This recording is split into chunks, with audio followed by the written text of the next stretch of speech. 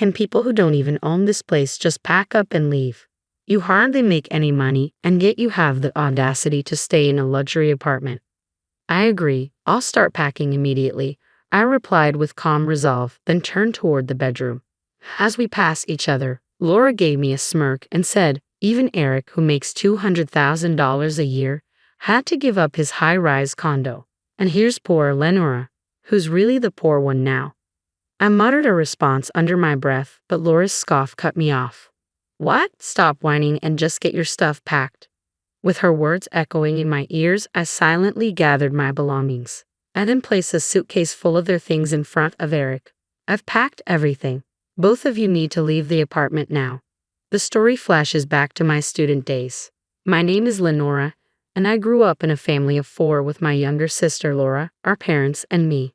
From a young age, Laura and I were polar opposites in both appearance and personality. I was tall and reserved, while Laura was petite and effortlessly charming. My parents showered Laura with adoration, and she grew up believing that being the center of attention was the norm. Despite my superior grades, Laura always found ways to outshine me in other areas.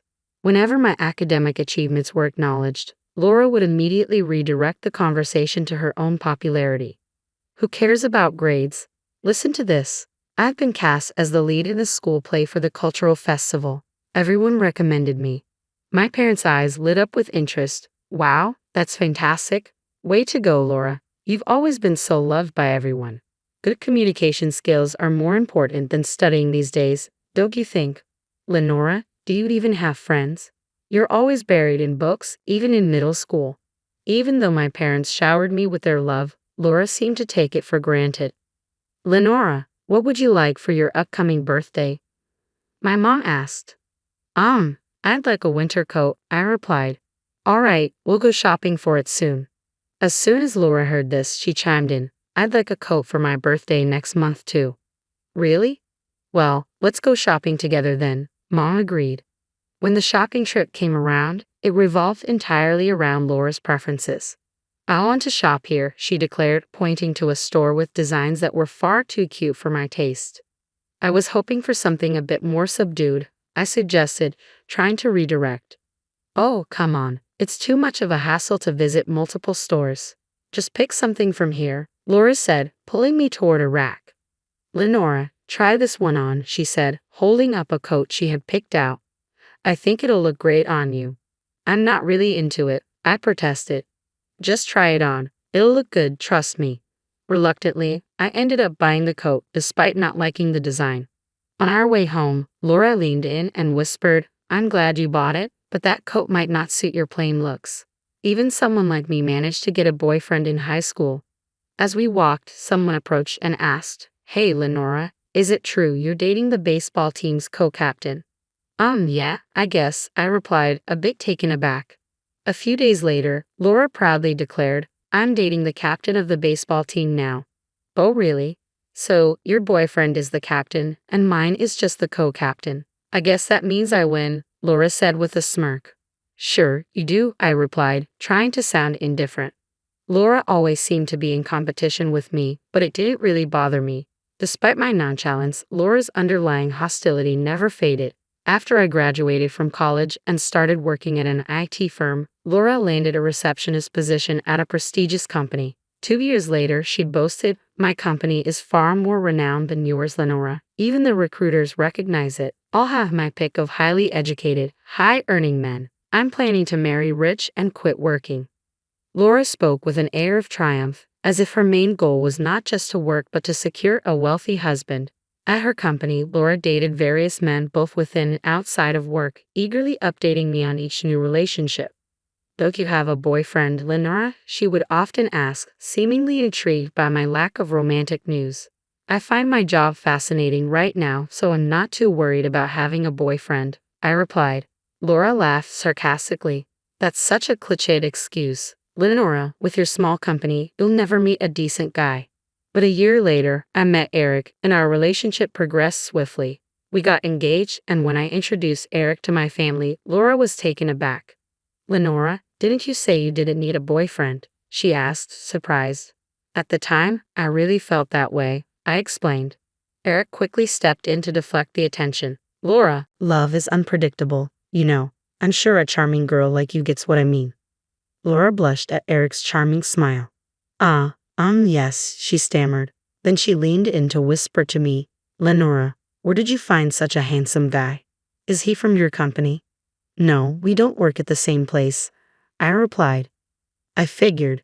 There's no way someone like him would come from your company. Is he from a big name firm? His charm makes me think he's connected to some global enterprise. Laura seemed to take my vague answer as confirmation that Eric was from a prestigious company. Thanks to Eric's natural social skills, discussions about our wedding with my parents went smoothly. We decided on a small ceremony with just close friends and family. Laura, however, continued to complain. I want to meet Eric's colleagues, she said persistently. Eric and I soon settled into our newlywed life. After moving in, we invited my parents and Laura over to our new home. Laura was visibly stunned. No way, this is your new place? This isn't just an upscale apartment in Boston. How much does he earn? Laura asked eagerly. Does he make around $500,000 a year? Come on, tell me. No, it's not that much. So, $400,000. Finally, you got it. It's $200,000. Ah, I see. Well, that makes sense, Laura said, trying to mask her surprise. After prying Eric's salary out of me, Laura muttered to herself, handsome, eloquent, and high-earning. Laura gets everything. Then she declared a competition of sorts. I'm going to find someone who's more handsome and earns more than Eric. Just wait and see. Determined, Laura threw herself into the search for a marriage partner, frequently attending matchmaking events. A few months later, she began visiting us often, sometimes even dropping by when I was at work. Hey Eric, did Laura stop by again today? How long was she here? I asked. I don't remember exactly, Eric replied. After a brief chat, Laura left soon after. Thanks for always being there for my family, I said. Eric smiled reassuringly. What are you talking about? Your family is my family, Lenora. His words comforted me, and I stopped worrying about Laura's frequent visits. But one day, when I came home from work, I found Eric and Laura sitting together in the living room, waiting for me. Laura, you're here again. What's going on with you two? Eric's expression was serious. Lenora, we need to talk. Please have a seat. Talk about what? I want to break up. What? What are you saying? I want to divorce you and marry Laura. Are you serious? I have a child with Laura, I said, stunned. What? Laura interjected with a smirk. Sorry, Lenora. I'm in love with Eric. We want to be a happy family with our child, so we need you to step aside. I was floored to discover that Laura had been cheating with Eric all along. As I struggled to process the betrayal, Laura continued, Since you introduced me to Eric, I've been searching for someone better. Finding someone as great as Eric, who makes $200,000 a year, was tough. Looking back, Laura's interest in Eric does make sense. Laura went on, One day, I ran into Eric while I was feeling down. He was so comforting, and that's when I realized I could just take him from you. That's incredibly selfish, I said, my anger rising. Laura didn't seem to notice, so I added, If you step aside, it'll show that I'm better than you. I was seething with anger. Laura's selfishness had always been a problem, but I had tolerated it because we were family. Not this time. I couldn't stand by and be treated this way. I wouldn't forgive either of them. Fine, I said, trying to keep my voice steady. Oh, great, I knew you'd step aside so easily. After all, someone as plain as you doesn't deserve someone as great as Eric. So, you'll be moving out of this fancy apartment, right? It's too good for you anyway. At Laura's words, Eric interjected quickly, Hold on. Whether I own this apartment or not, we should sit down and talk this through. Laura dismissed him with a wave of her hand. Are you kidding? You don't even make that much money, and you want to stay in a luxury apartment. How shameless. I agree. I'll start packing now, I said quietly, heading toward the bedroom. As I passed by, Laura laughed and said, Poor Lenora, having to give up a $200,000 a year guy like Eric in a fancy high-rise apartment. Who's the real loser here? I muttered under my breath at her comment. Laura scoffed, Excuses, excuses. Just get your stuff packed. With Laura's voice fading into the background, I silently packed up my belongings. I placed all the packed items in front of Eric. Here, all of your stuff is packed. Now you both need to leave this apartment. Laura looked bewildered. What are you talking about? You're the one who's supposed to move out. No, it's you and Eric who need to leave. Both of you. What are you saying?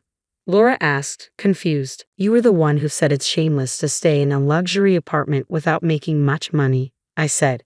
Laura, Eric, do you understand what I'm saying? Could you explain it to Laura here? Eric spoke so softly it was almost a whisper. This apartment isn't mine. What do you mean? I didn't buy this apartment. Lenora did, so it's in her name. Laura's face twisted in confusion. Why would you put it in Lenora's name? Eric should be the owner, since he makes more. Eric's voice grew even quieter. Actually, my income is less than Lenora's. What? But you make $200,000 a year. That $200,000 is Lenora's salary, not mine, Eric clarified. You're lying, Laura exclaimed. It seemed Laura was starting to grasp the situation. I continued, our household income is around $200,000, but most of that comes from me. After landing a job in IT and running a successful app business, my income grew significantly. That's when I met Eric. I started dating him because his cheerful personality was a welcome break from my hectic workdays. I expected that once we got married, he'd give up his part-time job.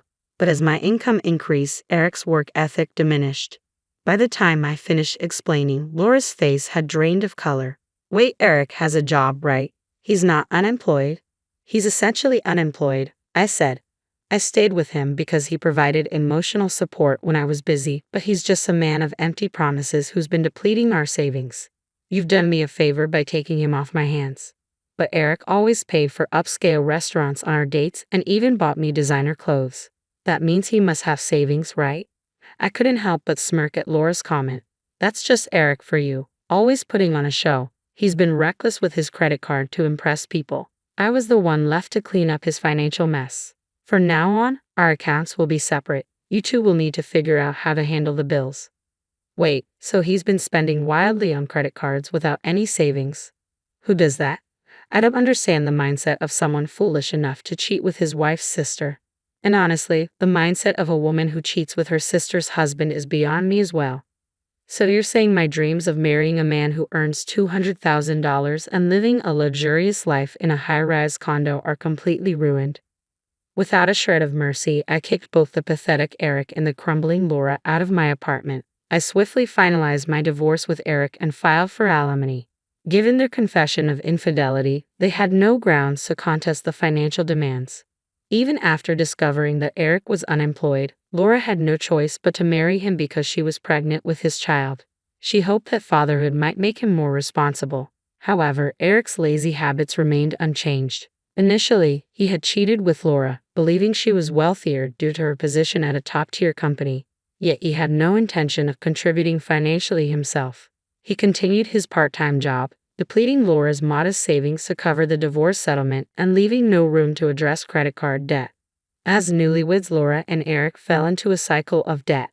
Unable to afford a new home, they moved into Laura's old apartment. Laura, who had quit her job in anticipation of Eric's income, now had to work part-time from dawn till dusk to manage their mounting debts and her growing pregnancy. Their constant fighting became a local spectacle, making them the talk of the neighborhood. On the flip side, my savings began to grow significantly. With Eric out of my life, I had ample funds for self-improvement, and men started taking a greater interest in me, some even earning more than I do. While Laura might have jumped at the chance to partner with someone based solely on their income, I've learned from my experience. I won't rush into another marriage like I did with Eric. I'm committed to finding someone who truly aligns with me rather than settling for financial reasons. For now, I'm focused on my work and dedicated to maintaining my independence.